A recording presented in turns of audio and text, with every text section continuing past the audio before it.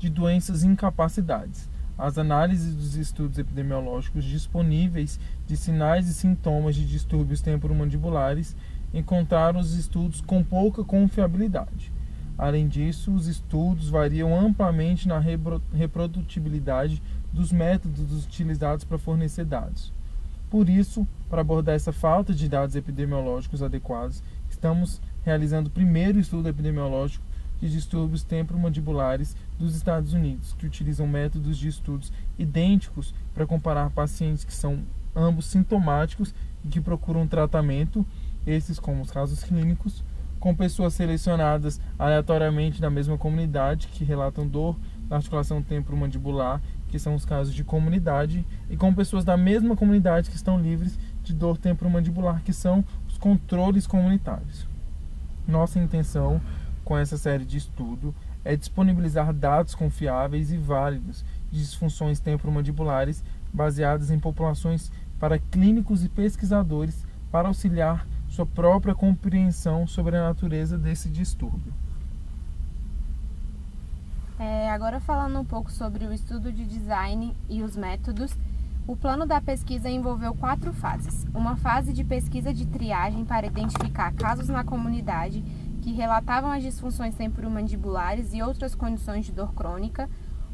Foi realizado um treinamento dos examinadores para obter dados clínicos confiáveis. Em seguida, foi feito um exame de campo de primeira onda, seguido de uma entrevista.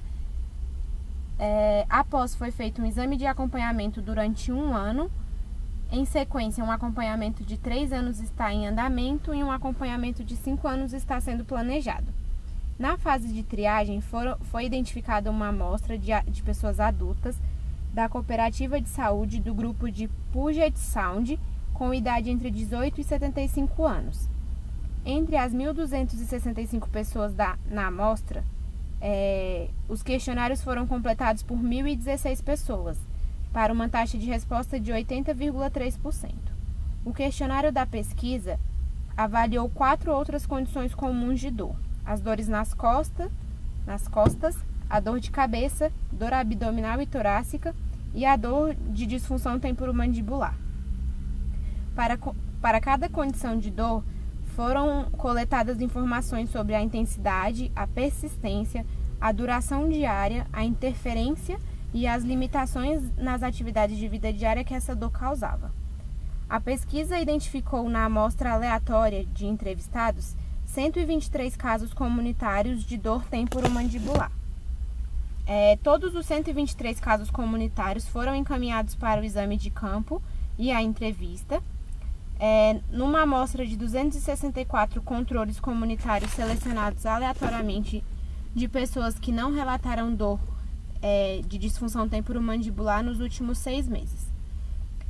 No exame e na entrevista de campo onda 1, foi desenvolvido um exame de campo que avaliou os sinais e sintomas da disfunção temporomandibular, incluindo a amplitude de movimento mandibular, os sons das articulações, a dor na palpação e dor na função, bem como variáveis dentárias, periodontais e oclusais, juntamente com especificações detalhadas para o procedimento de exame. 4 higienistas dentários foram contratados, que atuaram como entrevistadores de campo e examinadores. Eles foram treinados e calibrados para níveis aceitáveis de confiabilidade para avaliar as variáveis abrangidas pelo exame. Nos resultados desse estudo de campo, os dados são apresentados para 3 tipos de caso: os casos clínicos encaminhados para tratamento com disfunção temporomandibular, os casos comunitários que relataram dor de disfunção temporomandibular, mas não estão atualmente em tratamento, e os controles comunitários que não apresentam dor nos últimos 6 meses. A análise por idade, que teve média de 39 anos, não revelou diferenças significativas na distribuição dos achados clínicos por categoria de idade. Portanto, análises separadas por idades não são apresentadas. A análise por gênero revelou diferença significativa. sendo que os dados de abertura do maxilar são apresentados separadamente para homens e mulheres, sendo que as mulheres apresentam uma amplitude de movimento menor na abertura do maxilar do que os homens. Sobre a descrição demográfica,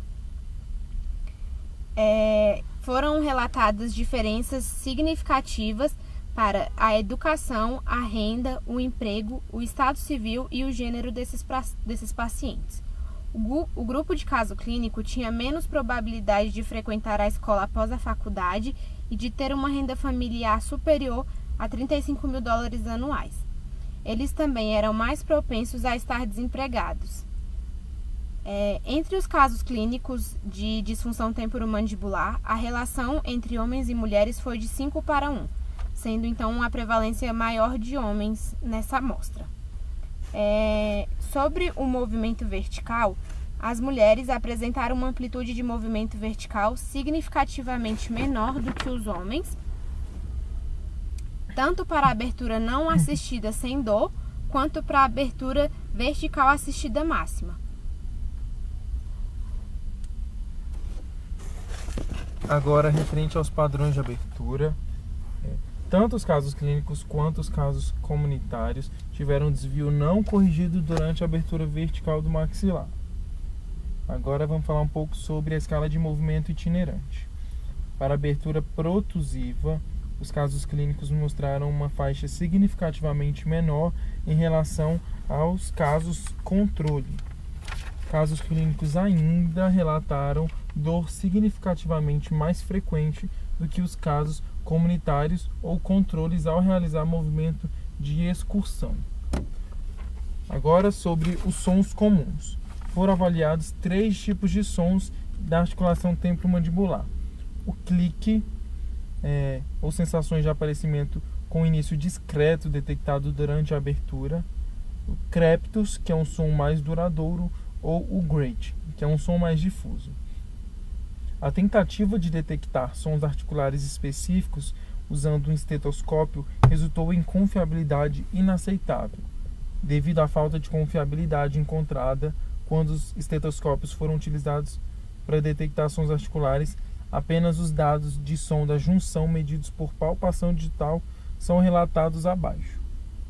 Quando diferentes sons forem detectados em mais de uma articulação desses acima citados, o estudo sugere que esse paciente é mais grave. Desses 3 sons descritos, os sons de clique foram de longe o som mais prevalente em todos os tipos de caso.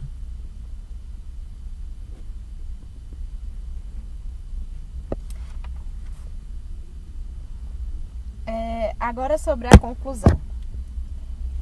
As principais impressões que distinguem o caso clínico do controle após uma análise cuidadosa dos achados serão o relato de dor em resposta à palpação e a amplitude de movimento vertical deles.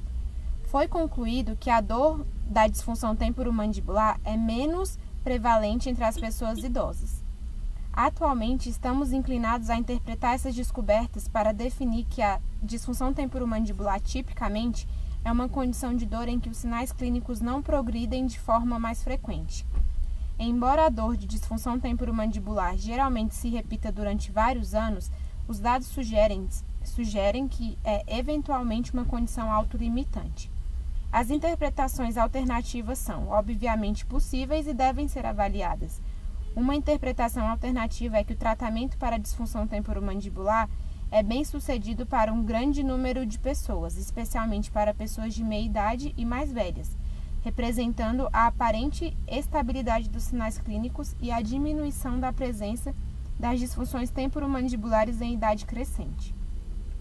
Um acompanhamento de 1 ano nesta mesma população está sendo analisado atualmente, um acompanhamento de 3 anos está em curso e um acompanhamento de 5 anos está planejado. Esperamos que com esse estudo contínuo revele a história natural e o curso clínico da dor temporomandibular. Obrigada.